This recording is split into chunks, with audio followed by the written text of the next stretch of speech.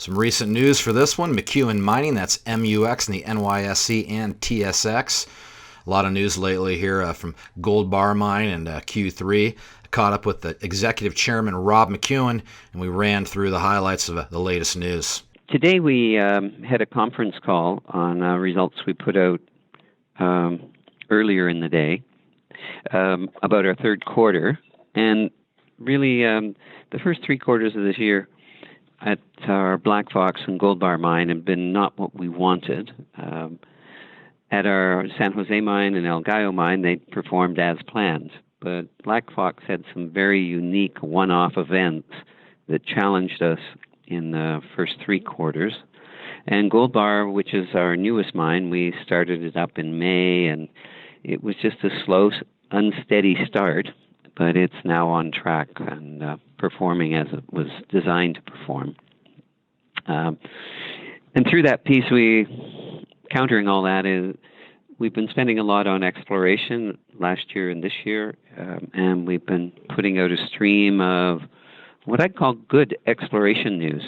We put out some on Monday, a new zone that we've encountered at our Timmins property, the Stock property, which is where our mill is. So it's very conveniently located to infrastructure to process it. But to give you the headlines, it was 6.7 grams over 39 meters, 5.6 grams over 30 meters, with including 9 grams of 13, and another 5.6 grams over 29 meters, with including 15 grams over 5.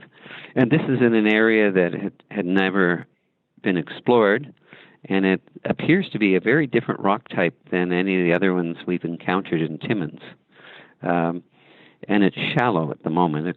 We're down about 400 meters on this, so it's quite shallow for the district. The ore is very homogeneous, and the grade seems well distributed across the intercept. So it's looking like if we can extend this zone, it would be something that's only located 200-300 meters from our underground development in a mine that could be reactivated quickly.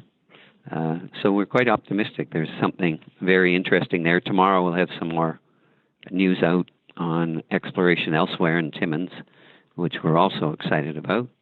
And we've been exploring in Nevada around our Gold Bar property and being able to extend the mineralization envelopes there, and also bringing in what we call Gold Bar South. It'll come into our reserve picture at the end of the year or the beginning of next year. So it will lengthen the life of that mine. We've also, we're just about to complete a feasibility study on our Mexican property that contemplates a 10-year life there, beyond where it is today, and it'll be gold and then silver. And we've been advancing our Los Azules property, the copper project in Argentina. So to a point where we think we have a new access route that we're going to construct that will give us 12-month access rather than the current 4 or 5-month access. We have an agreement with the Argentinian and Chilean government to cross the border because we're right on the border. We've established routes to the Pacific, and with minimal contact with communities through there, and in that we wouldn't be disturbing the communities, which is all quite positive when you're developing a big mineral deposit. So I'd say, and we're looking to extend. We took out some debt, 3-year debt in August of 18, and we're looking to see if we can refinance that at the moment, extend the term, and drop the interest rate. So that's positive. 13 million in working capital, and we're driving ahead. We think next year we'll do about 200,000 ounces.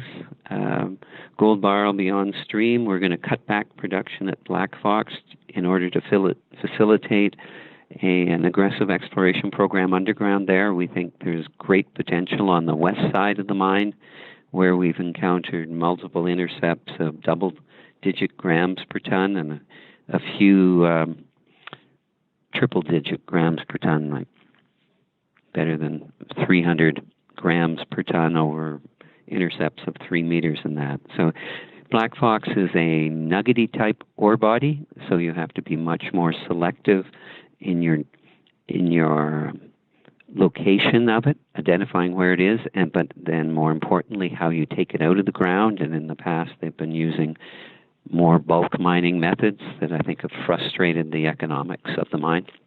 So that's going along. Gold bar's there. Argentina's performing. Hey, Rob, before I let you go, of course, I need your opinion on gold. It looks like we seem to be dancing around this 1,500 level. I got to believe you're probably pretty inspired and happy with this level for the yellow metal here. We're building a good base in and around the $1,500 mark, and it's getting poised to move.